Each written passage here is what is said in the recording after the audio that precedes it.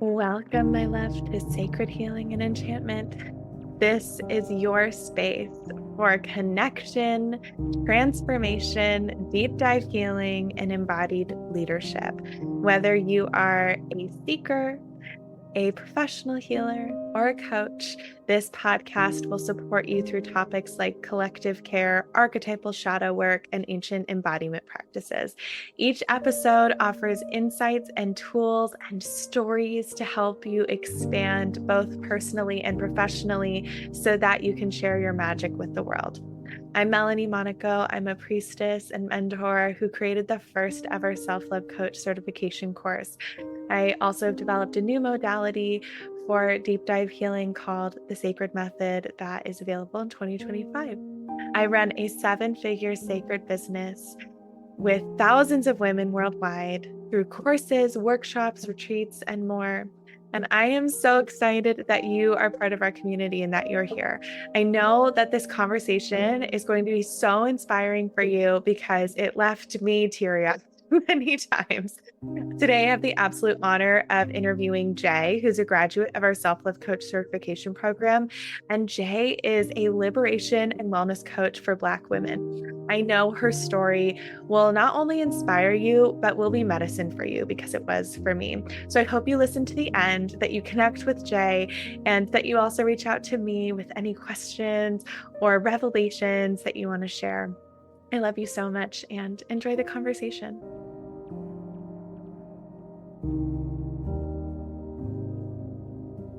Jae, I am so excited to have you on here. We started talking before recording and I was like, oh my gosh, like this is going to be such a great conversation. We did. I'm excited too. A little Yeah. nerves, but mostly excitement. Yeah. Well, I would love to begin with just giving you an opportunity to share who you are with the folks who are listening. Okay, so hello everyone. My name is Jay. I am a liberation and wellness coach. Yes, that feels so good in my spirit. So I help Black women move from survival mode to a life of self-love, healing, and liberation through sustainable self-care, transformational coaching, and yoga, which then empowers them to find inner peace and create the life that they love. A little bit about me. I guess we can start with my credentials. I feel like maybe that makes sense. Yeah, go for it. So I'm a two-time HBCU graduate. I mention that everywhere to everyone. I'm really proud of that. So I have a bachelor's degree in English literature from Fisk University, a master's degree in Africana Women's Studies from Clark Atlanta University. Then I have also completed Melanie's beautiful self-love coach certification, and I have my 200-hour yoga teacher certification as well. And I'm a former educator. I taught public education grades 6 through 10 for 6 years. And then I also work with 11th and 12th graders. I think that, yeah, those are the credentials. That's it. It's just Yeah, that. just that. Oh man, I remember when you introduced yourself in our self-love coach certification and it blew me away. I felt so much reverence. Oh my gosh, I'm gonna get emotional. We're like starting off. Oh, I felt so much reverence for the education and the purpose that you hold within yourself, and such an honor that you felt the call to bring that into the self-love modality in our community. And I am just excited about the way that you are owning this and how you're calling yourself a like, wow. So what brought you into that decision about how you are calling yourself as a coach? interestingly enough, that is new as of yesterday. As of yesterday. So I sat down, today is Friday. So I sat down Wednesday night and I've been working on the back end of the business. I do have my own business as well. It's entitled the JaeLux Yellness Project. I coach within that, and then there'll be some other things that roll out as we get down the line. But I was referring to myself, and I had been referring to myself, I think the last maybe like year and a half or so, as a self-care coach. And when I sit down to kind of just it didn't fit. It felt limiting. It didn't fit what I'm bringing to the table. It didn't fit the knowledge that I have, the expertise. And so trying to fit, I guess, all that I am in that title, I realized it was misaligned. And so I said, okay, this is not working. What is it that I actually do? Because self care is a modality that I use, it's not what I do. So, how do I reconfigure this in a way that conveys the message, allows me to feel like as full as I am, and it gives me room to move now and then in the future? And so, interestingly enough, I had a college friend when I posted, I think, my reel about my move across the country to Phoenix. She reposted it on Facebook and she said, I told her this is what liberation looks like. And I want for all Black women, the Black moms, the Black corporate girlies, I want for them all to know what liberation feels like. And she had messaged me that privately before she posted it. And I was like, oh my God, I never would have used that word myself, but I talk about it all the time, how I feel free, how I figured out what sets my soul ablaze. And it just was like a full circle moment. And I said, okay, it's not self care, it's liberation. What I bring to the table and part of my purpose is to help Black women get free. And that word liberation, that was a word she used. And oh my God, she moved me to tears. And so yesterday, I was sat back down and I said, okay, it's liberation and wellness. So that's how I arrived here. And since then, it's just been like fire. I can fit everything within that title. And so I don't feel like I'm having to maneuver or break into pieces.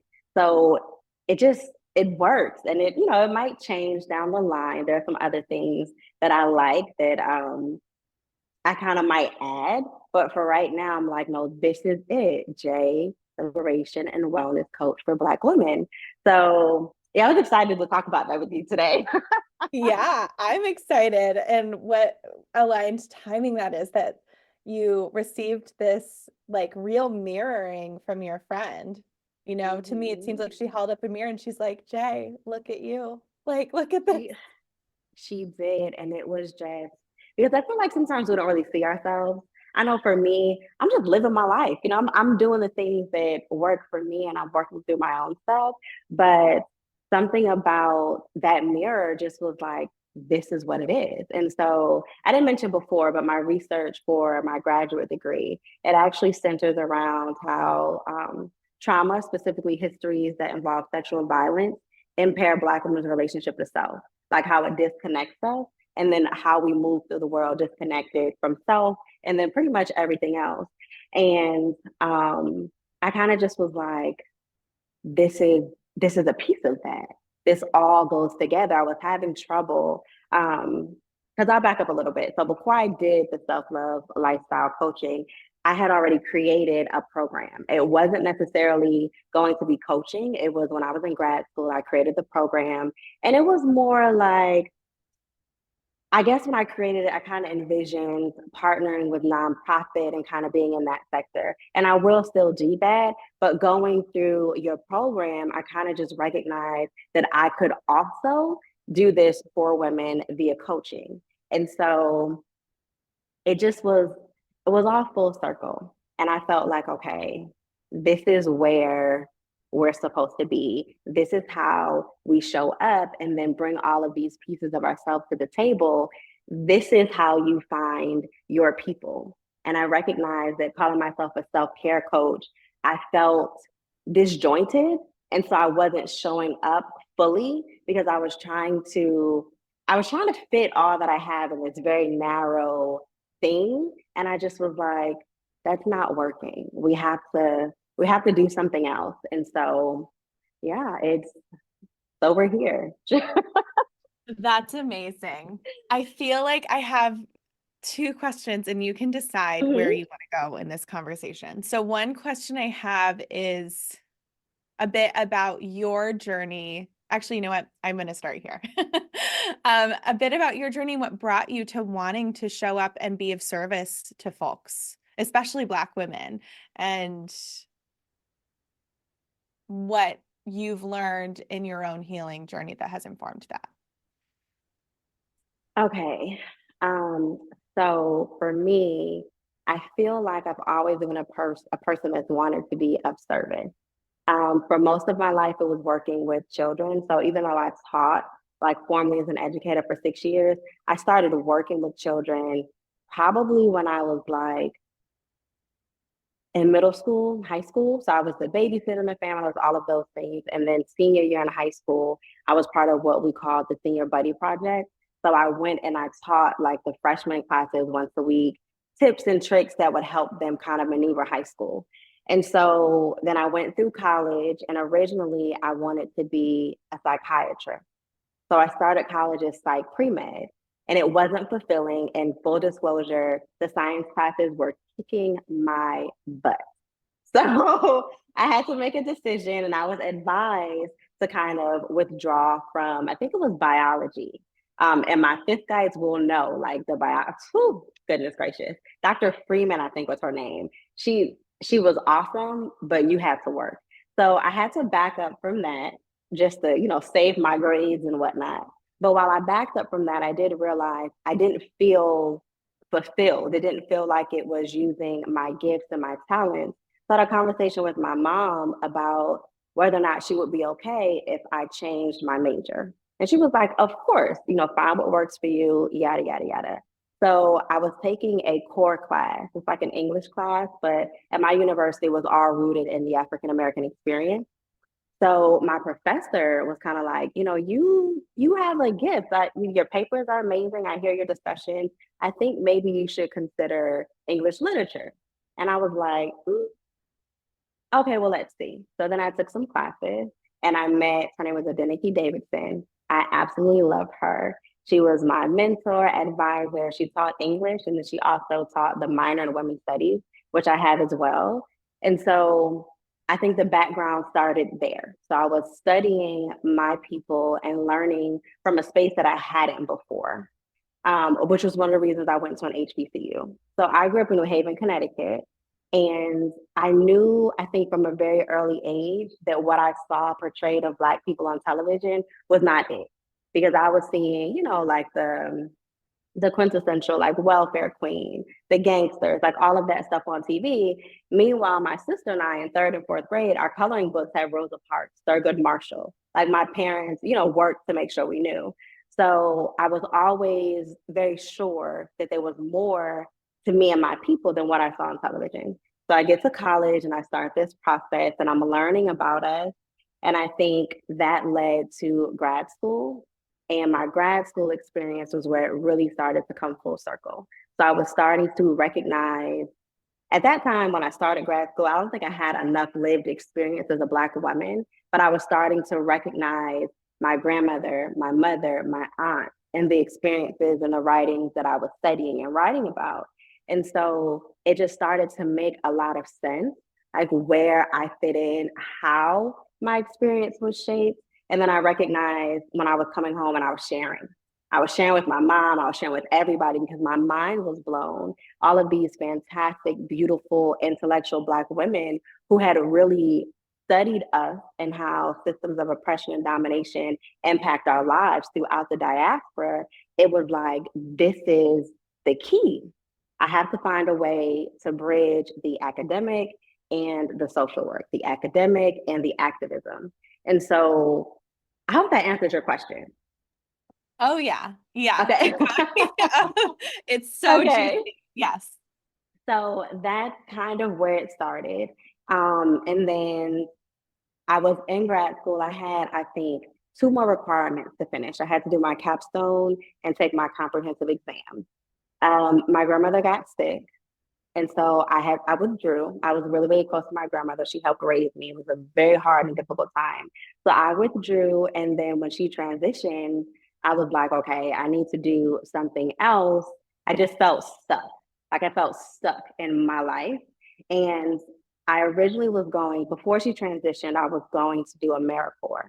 But then she got sick. I was going to do AmeriCorps with a friend. She got sick. And I said, okay, I cannot be in some remote country with my grandmother if and when she transitions. That's not going to work. So I had to figure out, I stayed here. And then after she transitioned, I still wasn't ready, I think, to leave family, but I did TFA, Teach for America.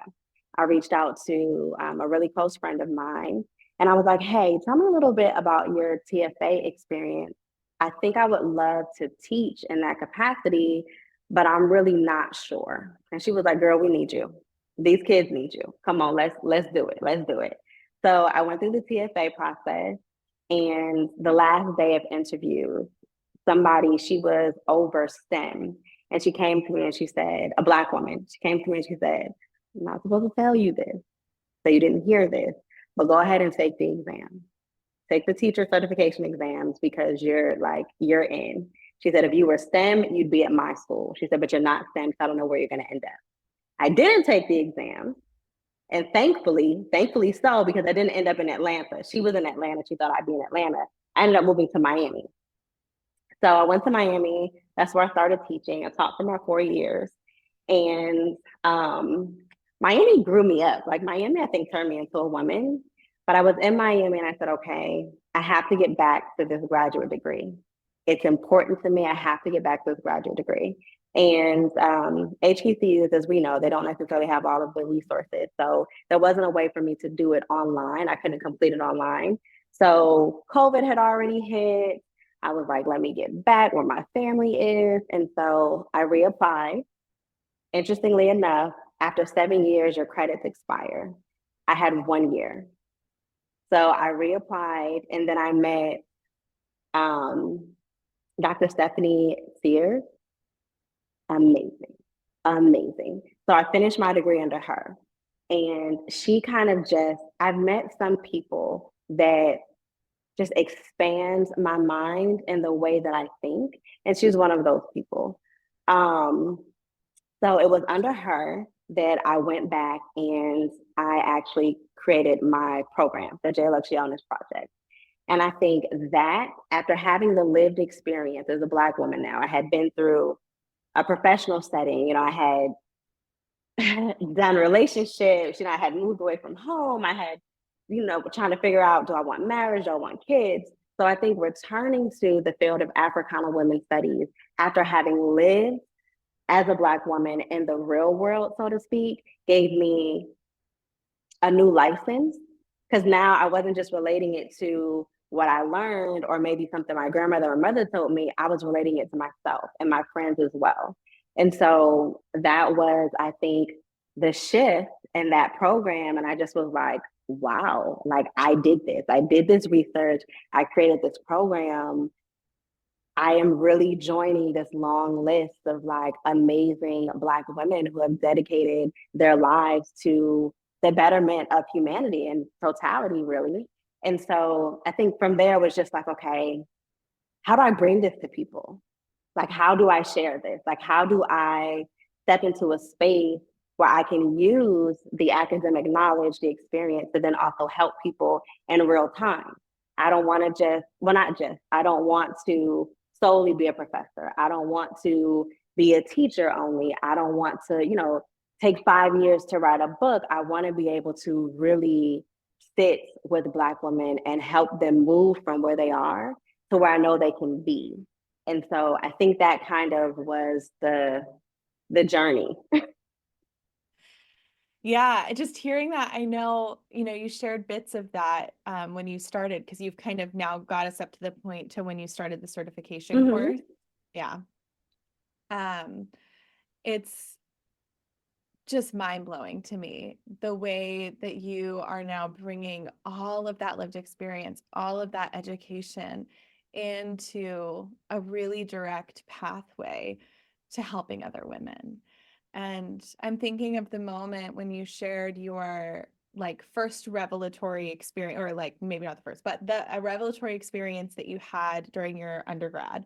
And it sounds like you came back home and you were like, whoa, like this whole thing has changed my perception of the world. How many Black women do you feel have that experience? I think it'd be hard to put a number on it. I think it is far fewer than the Black women that don't. I Yeah. will say that, because I feel like for me, and I give my mother and my grandmother, like, oh my God, all of the credit. And I tell people all of the time, to live a life where I am settling or I am not living in my full potential, I'm just fear based, is a slap in the face to them. They like moved through struggles that I'll never know, I'll never understand, to afford me the luxury to go to college, to go to study these things, the freedom to be like, okay, this is what you want to do. Okay, cool. Because I had friends when they were like, I don't think I want to be a doctor. Their parents were like, what? No, you're going to be a doctor. So I just, I'm extremely grateful. And I know that it's a privilege in my experience to come to this space. And I also know that a lot of Black women that have studied Black women and have gone through these programs, they do have these revelations. I think for a long time, though, the only space, there were two paths.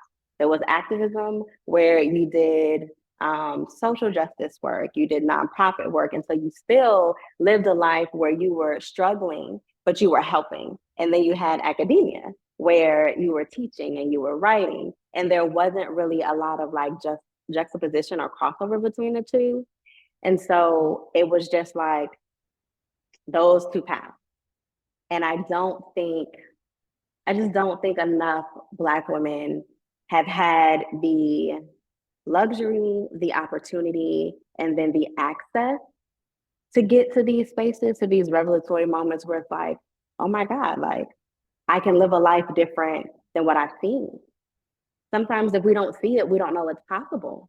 And so I think for me, uh, it's a matter of figuring out how to maneuver all of those things together, how to show people. So, like, yeah, you can do this.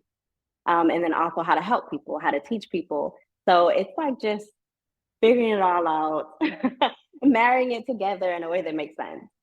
Yeah, that's kind of what I was getting at is like witnessing how so how different the world could be if there's more access to having that experience of revelation and witnessing you creating a new pathway for folks to experience it. Yeah, I think it stems from, and I think I've been in this space for a while. I think it stems from not having the opportunity to get to know and learn yourself. Because if you don't know who you are, there's no possible way to really love that person.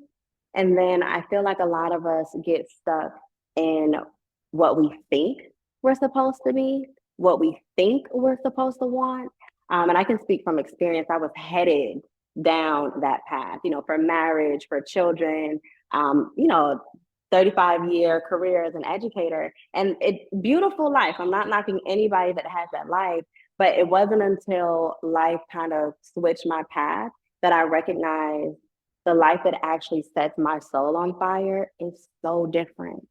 And it's so much bigger in terms of like vastness. And so I had to move through some stuff. And then I think we have this misconception that when you're on your self-love journey, it's all rainbows and unicorns. And I can remember mourning the life that I once thought I wanted. Like I know I don't want that life. I know that life doesn't it doesn't bring me the joy that I feel now, but I still needed to mourn it because I was headed down that path and I thought I wanted it for so long. But when I had the opportunity to actually sit and get to know myself, get to know Jay, because that was a thing too. Jay is not my birth name, but that was a thing too. To get to know Jay, then the world kind of opened up. And I think about women like my mom, who is now on the path to getting to know herself, right? She is living on her own for the first time in like 36 years, right? That's how old I am. So she's been a mom and a caretaker, and she's that person who, gives and makes sure everybody else is okay. And so she got to a point where she wasn't really sure, what she liked or who she was outside of her relationship to others. And I could cry. It's bringing me so much joy to see her explore, right? Just little things. Like she figured out she loves ping pong. Like she loves ping pong. So I'm like, well, find a ping pong club, mom. But I just think that a lot of us were inundated with life struggles and responsibilities and demands that we don't have the time to get to know ourselves.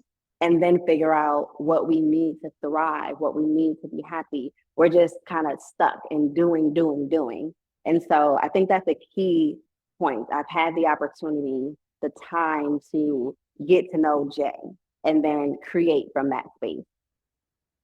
Yeah, that's incredible because you're coming from a place of education of the larger picture and the history and the Black experience in America and Africana women's studies, like all like just so much rich information. And then on top of this, you're looking at, and who am I? Who am I? And so I would actually just love to ask you, like when you ask yourself that question, what feels real for you? Um, I think I'm still moving through that piece. And I'm working, I think, to separate the role from the person, which is a lot more difficult than people would think, right? So when people say, well, who are you? I'm like, I'm an educator, I'm an HBCU graduate, I'm a dog mom, I'm a big sister, I'm a daughter, the eldest daughter, I'm an activist, I'm a coach, I'm a yoga instructor, I'm all of these things. But if you had to pull all of that away, what's coming to me in this moment is I'm a vast spiritual being that's experiencing life in human form right now. Yeah. Yeah. That feels Like true. that's that's it. That's the underlying piece. And while I love all of the other stuff, I think it's that. Like I am a vast spiritual being who is moving through the human experience in this moment. And having that understanding and awareness, I I'm seeing how that is the root at which you grow into all of the roles. Yeah. Very much so. I think for me, something else that I had the opportunity to do, it started with TSA. We had to sit down and figure out our core values. And this was this 2016? So almost 10 years ago. And I realized that my core values, and they haven't changed much. They are authenticity, spirituality, personal growth and development, and like community and communication. And so I feel like, again, sometimes we don't have the time to sit and really do those things.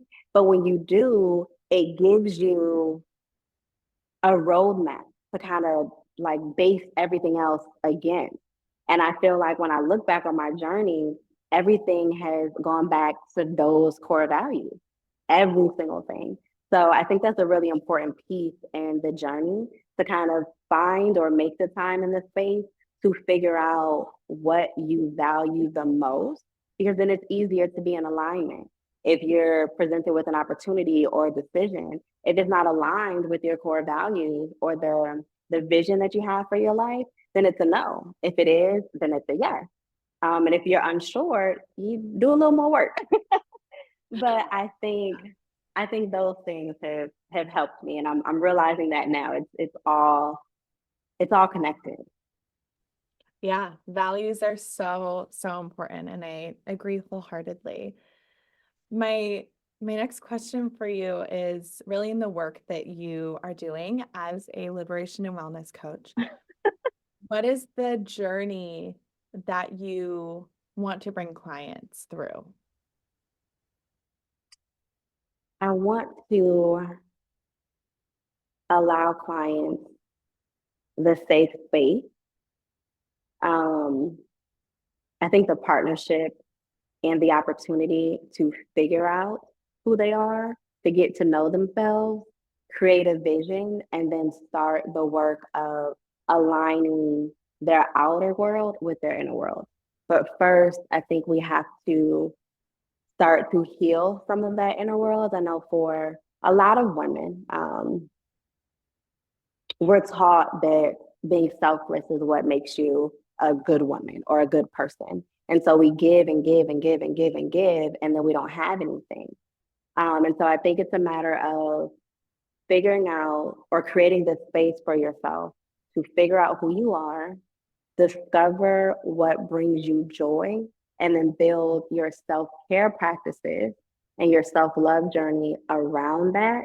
And then it will start to kind of reveal itself as you go deeper. I think it's just a matter of, for me, and I'm thinking about my own journey, it's so true when people say you have everything you need already inside you. Some of us just need the space, the guidance, the encouragement to go within to start to pull it out, which is interestingly enough, the actual definition of like educate when you get into like root words and things of that nature. It's just to bring the knowledge that you have in outward. And so I think for me, I want to be that. I want to be the person that creates the safe space in the one-on-one sessions for my clients to really delve inward so that they can start to transform their inner landscape into a place of peace and then align what they're moving through and what they're dealing with on a day-to-day to that. And then as I start to roll out the group sessions, I want to build a community where women are able to do that together because it does take community. Now, this journey of mine, I love it. I wouldn't trade it, but I would be amiss if I did not say my community is amazing. My mother, my sisters, my best friends, they just, I'm fortunate enough to have people that are close to me by blood and then chosen who have witnessed me in different seasons and love me through all of them and remind me of who I am. And that is vital. And I know that there are so many Black women who don't have that and they're trying to walk it alone, which is difficult. There will be seasons that you have to be alone. Like I'm in Phoenix right now by myself. I consider this, it's my mountaintop, right? Like when you talk about spiritual things, it's my time to get alone and listen to spirit, listen to God. But we also need community. And so I think that's what I want to bring to the table. And I think it's also important to educate on how we got here to a certain extent, because if you don't know where you've come from, then you don't have a clear path of where you're going and how to get there. And for me, I think that my educational background helps with that. And I'll be able to kind of sprinkle that in and maneuver it. So then people are able to connect what they feel or what they do with what they think and what they know, and hopefully just kind of transform this whole thing. Because when you feel good, you're able to do good. And I feel like I'm really, really learning that in Phoenix. Like it's the first place, I think it's the first place I've moved just for me. Like I feel like I was called here. And when I'm moving through Phoenix, I just feel so good. And I think about the women who are living in a place that like they're just there. And it's like, baby girl, let's get you where you want to be so you can be who you're supposed to be. And we can like raise this vibration because we need to raise it right now. We were talking before, we need to. I think that's where I am with it right now. Uh, when you feel good, you can do good. I had like a full body experience to that. That is just medicine for me. So thank you for naming that. And I want to make it like clear when I received that. I think there's a lot of people out there who might hear that and be like, well, I feel good. Like I'm just going through my life doing the thing. But like when you've made it clear that feeling good is deeply value aligned with your spirituality, aware of the context and history where we've all come from, aware of your community, of your ancestry, having that deep connection to your body and your blood memory and your people. And that's a different level of feeling good than just the superficial level of checking the boxes of expectations and feeling good about that. Yeah, I think so. And I feel like for me, I think um, a lot of us think we feel good, but we don't know because we've never felt good. You know what I mean? Like we've always felt good within the context of the pain or the trauma or the experiences. We haven't just like broken free of that or stepped outside of it. And when I say broken free and stepped outside, I mean just getting to a place where you can recognize, acknowledge it, and then kind of pinpoint where it is and still maneuver. So you're no longer imprisoned in it. You're aware of it, you're working to heal it, but you're making decisions, I think, that are aligned instead of fear based. And I don't know if enough people know the difference. So many of us are making decisions out of fear, which is limiting. And we don't know because we haven't made decisions that are truly 100% aligned. And I'm not saying you won't be fearful. You do it anyway. There you will be fearful, but do it anyway. And so I think that's an important part of it too. Just you don't know until you know. And so if you are struggling a little bit or you're not really sure, I think it's worth exploring. Like you deserve it. You owe it to yourself to really explore what makes you feel good, what makes you feel like you are living and walking in your purpose. Because I think we all have one. I think we all have one. I think it's just a matter of figuring out what it is. And then once you figure out what it is, how to get to a place where you're able to walk in it comfortably, confidently, and authentically, because that people are not going to understand. They are not. I'm going to tell you right now, but your purpose is yours. And so I think once you get more aligned, you can start to learn and recognize the signs and when you're on the right path and when you're not. And so then you become the expert of yourself in your life. And you don't have to go outside to figure out what it is you should be doing. Of course, you can have counsel. We all need counsel. But I feel like you are the expert on yourself and your life. And when you recognize that and you start to move in that, you can really change the game. Like the secret, it's so interesting to me. I feel like we've been given the secret sauce so many times. It's in all of the sacred texts, not religion, but all of the sacred texts. And because we don't really know how to step outside of what we've been like indoctrinated into, we don't unlock the secret sauce for ourselves. And then we're asking people, well, what is it and how do you do it? And you have it. It's just a matter of, I think, figuring out how to birth it into the physical realm. Yes. And a lot of what you've shared in your process of birthing it into the physical realm is community education, like hearing you name all of your teachers, the reverence for the people who are giving you the space to birth it, right? Working with people. Um, all of that feels like it's part of the experience based on what you're sharing. It definitely is. So I'll share this tidbit. So the JaeLux Yellness Project, I haven't shared with anyone where it came from or what it means. So I'll share that here. It feels very, very fitting. So Jay, so all right, so my birth name is Jocelyn, right? But Jae, Jocelyn. Ashanti is my younger sister. That's her first name. And then Ebony is my middle sister. So it's the three of us. And for me, we are a representation of our bloodline. So that honors all three of us. It honors my mother, it honors my grandmother, honors all of that dating back. And then it also, for me, I think is a representation of the fact that we're all Black women, but we're not a monolith. So myself and my two sisters are simultaneously very alike and vastly different. And so I feel like going by Jay just makes space for that connection, that community, but the differences within the Black women's lived experience as well. Lux, light, and it's based on a concept that I might go into a little later. And then yellness comes from Black women have a history of suffering in silence, and I don't want us to have to do that. So yelling, the yellness, the opportunity to heal out loud. And then I call it a project because while I won't see it in my lifetime, that's clear now. I'm hopeful for the day where the work that I do won't be necessary. So it's a project. Projects have end dates.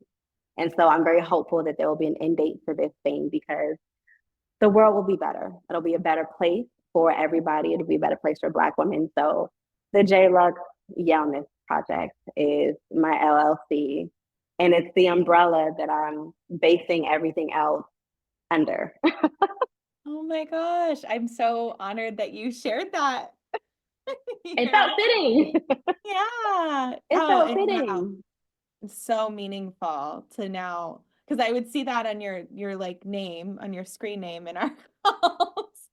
And now to have the full awareness of what the meaning behind that is really Mhm. powerful. So thank you for sharing that. Thank you for having me. It felt very fitting. It feels like this is an introduction to the world, to the community in a way that I haven't had before. And so while a lot of the other things under the umbrella are still in the work, I just felt like people should know. I think it makes I think it makes a difference. Like I'm passionate about it. This is what I do. Like everything I do stems from this place. And I think for me, it's important for my people to know, like, yes, I do this and I think about this and I'm aligned with this and I'm here. So thank you for the opportunity. Oh my goodness. It's honestly the best to just sit with and receive your medicine and like watch you shine. I have two questions. The second to last question is if your ancestors are watching, what do you think they're saying to you right now? Oh my goodness. Oh my goodness. Okay. I, okay. My grandmother, I feel, watches over me. Like, interestingly enough, my grandmother is the reason I'm in Phoenix. Like, she communicates with me, and I listen. Like, I had to learn to listen. And I was talking to my mom the other day. If my grandmother was still alive, she would not have been a fan of my moving to Phoenix. Like she just would not have liked it. She was very, because of her experiences, she was very fear based, right? She just thought of the things that could go wrong, the things that could happen, and she wanted to keep us safe. However, with her being on the other side, even the drive, so I drove from Atlanta here, even the drive, I saw signs of her all of the time. And so it's amazing to have that love and support and that reassurance. And I know that I wouldn't have gotten it if she was here. It's so crazy. But I think I think she would tell me that she's proud of me. I think she would tell me to keep going. And I think she would tell me that she knew. Oh my goodness, you're gonna make me cry. I think that's what she would say. I think, and I hope that those things are true because I feel like when I'm thinking of why I do the work that I do, my grandmother comes to mind. I know for a fact, and I didn't really recognize a lot of what I know now about her life and her journey until after she was gone and I was further in my own and then also studying it. Her lived experiences were so sucky and so trauma based that they really just impacted everything. And I don't think she got the experience to be who she could have been. But I feel like things happen the way they're supposed to, which for me is a little different than things happening for a reason. I think they happen the way they're supposed to. And I think that her life needed to be what it was in order for me to get to this place and then prevent other Black women's lives from being heard. And so I feel like everything that I do is a dedication to my mom and my grandmother and Black women on a whole. I really do. But yeah, I think that she has shown me from the other side that she is very proud and that she didn't doubt that this is who I could be. Wow. Thank you for answering that and And I'm and here sharing. crying. I'm like I'm wiping tears. Um, yeah. Well, I kind of like when we started talking, that question just like it's been like knocking on the door of my brain. And so I'm just wondering if perhaps I was meant to ask you that question, through presence and connection, because the just sitting in the wisdom of your grandmother and the way that you honor her is it's really yeah, it's really moving for me. And there are aspects of that that I can really relate to. I lost my mom in 2022. So there are aspects of your journey of connecting with her on the other side that I can relate to that feel really soothing to my soul as well. And yeah, just beautiful. My condolences to you, really. It's it's hard sometimes. Like, I'm very honored and I appreciate the fact that she's here with me and that I've grown enough in my spirituality to recognize what that communication looks like and to take heed. Um, but I be telling a bold faced lie if I thought I didn't when she was here to see it and like the physical, because she didn't get to see me as an educator. She didn't get to see this version of me. So I can remember when I was in grad school, she had a different vision for my life. And I think she was a little worried about the path that I was taking, to be honest. So I just feel like I would love for her to be here, to know and see in a tangible way and kind of touch like, yeah, this is the path I was supposed to be on. Um, but I'm forever grateful for the connection and to know that she's able to see that from the other side. It's just a little bit of a double-edged sword. I definitely gained um, a guardian, and I love that. But I miss my grandma. Yeah. Yeah. I really get So that. yeah. Mhm. This has been such a nourishing conversation. And for those who are listening, I hope that they feel nourished as well. And I would love to just give you the opportunity to invite people into how they can connect with you and work with you and receive more of your magic. Of course. So my YouTube is at underscore JAE dot Lux, LUS. Shoot me a DM, join the community, follow. And then also I am actually working on something special. And so I'm looking for 10 Black women who kind of feel stuck and overwhelmed, disconnected to self, and are looking for a path through. They're ready to move into a world of alignment and thriving.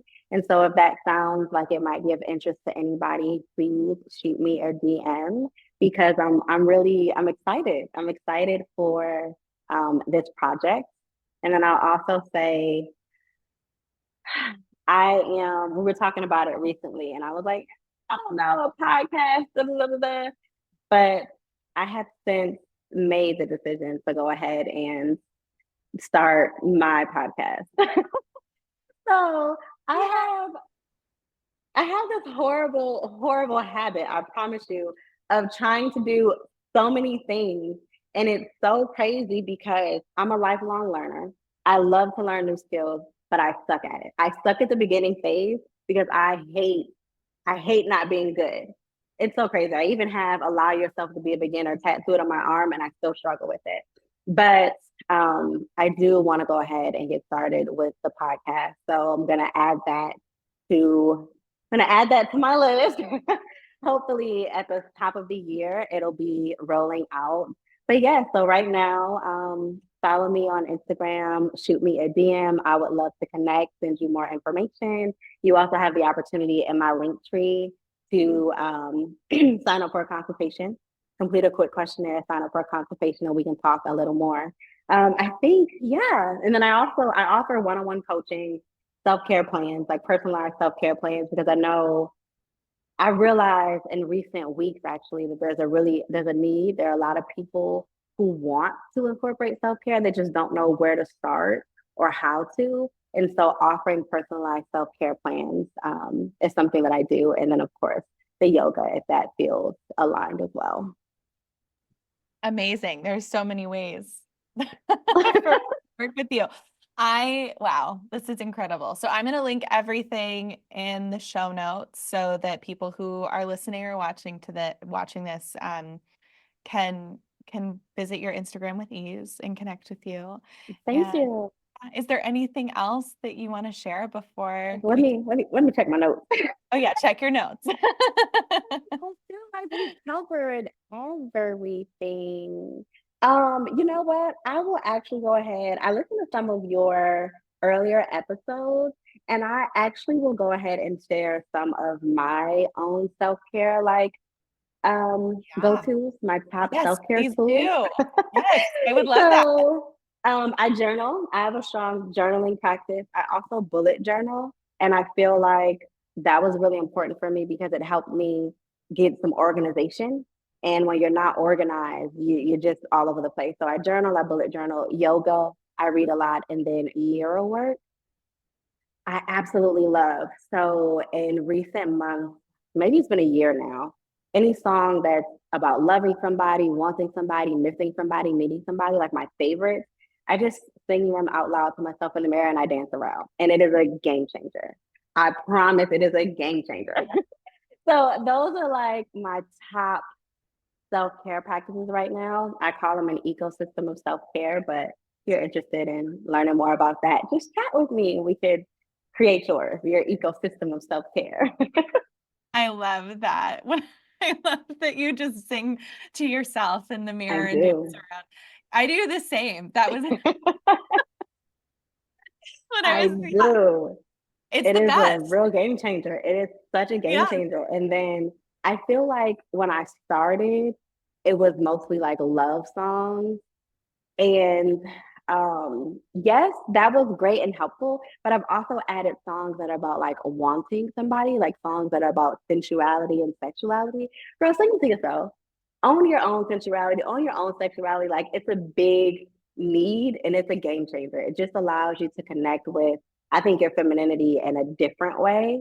And so, yeah, I think there was one day recently I was dancing around and singing Sailor Moon by Leia to myself in the mirror. Oh my God, I felt so amazing. I felt like I could literally like change the world all by myself. So yeah, that's my ecosystem of self-care currently. Oh, I love that. Well, and I believe you are changing the world. Yeah. Thank you. You know, I absolutely love you. I just really do. I really, really do. And I want to say thank you. I'm going to be honest. I am, like a lot of women of color, Black women, I can be very skeptical. And most of my close friends are, of course, Black women. They understand the experience in a way that other people won't. But you're so genuine and you make space to amplify voices and you are aware in a way that is not showy. It's not for show. And so I appreciate that. I'm very grateful to have met you and start to build community and connect in this way. It's so awesome to be sitting here being interviewed. Oh my gosh, yeah. Oh, that means so much. And yeah, I just really appreciate hearing that. And I understand the honor that it is to be a white woman holding space for women of color and what a privilege that is. And um I meet you with so much, I mean, this is the word, I've said it before, but so much reverence. And I said this on our community call recently, like the way that you're bringing self-love into the world is a way I could never.